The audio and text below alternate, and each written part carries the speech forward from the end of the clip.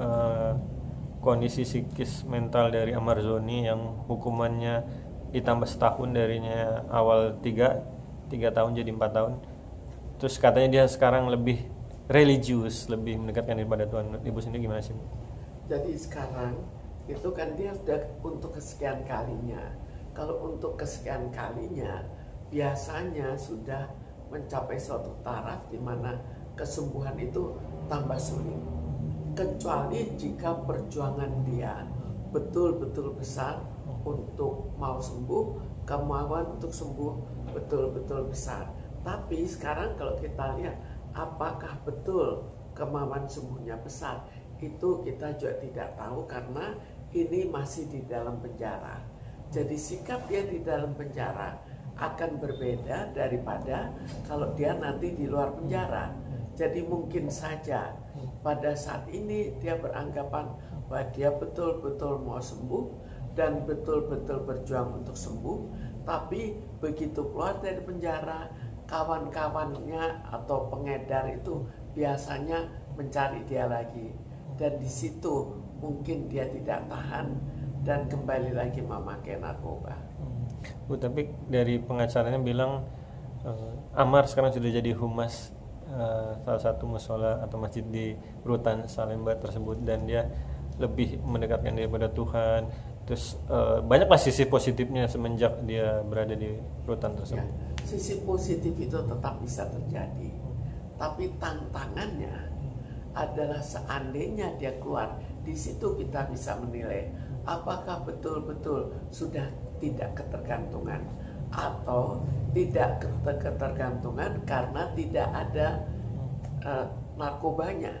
Jadi kita bedakan, oh ya, saya tidak ketergantungan lagi karena tidak ada narkoba. Bagaimana kalau dia keluar dari penjara, lalu diajak oleh kawan-kawannya, diajak lagi oleh penjual narkoba, apakah dia akan tahan? Bu, artinya penjara itu bukan satu obat atau suatu yang bisa pengguna narkoba itu kapok gitu. Sebetulnya penjara itu adalah semacam tidak dibiasakan untuk tidak memakai. Jadi kalau seorang pengedar narkoba, seringkali dia tetap mencari narkobanya karena dia kecanduan. Tapi kalau dia di penjara, kalau penjaranya memang tidak mengedarkan narkoba, maka dia betul-betul memaksakan diri untuk tidak memakai. Itu segi positifnya. Tapi apakah kepribadiannya sudah berubah sehingga tahan terhadap tantangan di luar penjara, itu soalnya lain lagi. Bu, tapi kalau menurut Ibu sendiri, seorang yang sudah 3 kali kena narkoba itu pikirannya itu emang sudah gimana ya, sudah nggak ada buat kapok buat sadar. Terus tapi kalau sudah masuk rutan berkali-kali, ini psikisnya dia ini terganggu gimana sih Bu? Jadi kita bayangkan seorang pemakai narkoba, begitu dia keluar dari penjara, dia akan diajak oleh kawan-kawannya, diajak oleh pengedar, dan sekarang peredaran itu sudah terlalu meluas. Kecuali nanti setelah 4 tahun kita sudah bisa pengedar narkoba banyak ditangkap, maka dia bisa saja menjadi sembuh karena tidak ada jalan lain. Jadi di sini ada pilihan. Kalau orang itu sehat mentalnya, maka walaupun di saat disodorkan, dia akan memilih saya tidak mau pakai narkoba lagi. Tapi kalau misalnya dia masih bimbang, dia akan memilih untuk pakai narkoba lagi. Tapi bisa dibayangkan kalau sudah terlalu lama tidak bisa mencari narkobanya, maka kemungkinan sembuh akan jauh lebih tinggi. Apalagi kan dia sekarang ibaratnya sebatang kara lah gitu Bu. Orang tuanya itu bapaknya sudah baru saja meninggal berapa bulan, terus ditinggal cerai juga sama istrinya, dan istrinya sudah menikah lagi. Ini benar-benar pukulan berat bagi seorang yang pengguna narkoba yang sudah 3 kali. Kan bisa aja Bu ibaratnya sampai mama sampai bunuh diri, tapi dia sampai sekarang malah lebih religius, lebih dan sebagainya. Ini gimana nih Bu? bisa saja, jelas itu suatu masalah tersendiri bahwa dia sudah seorang diri. Tapi sekarang seorang diri bisa saja nanti bersikap positif dan akhirnya mendapatkan orang lain. Tapi bisa juga dia ketergantungan lagi, memakai lagi. Jadi kita lihat dari segi kejiwaannya secara lebih mendalam, apakah bisa menahan stres yang akan dialami, dan lebih berat lagi menahan godaan terhadap penyodoran narkoba. Bu, artinya secara psikologis religius itu nggak menjamin dong itu akan kembali lagi.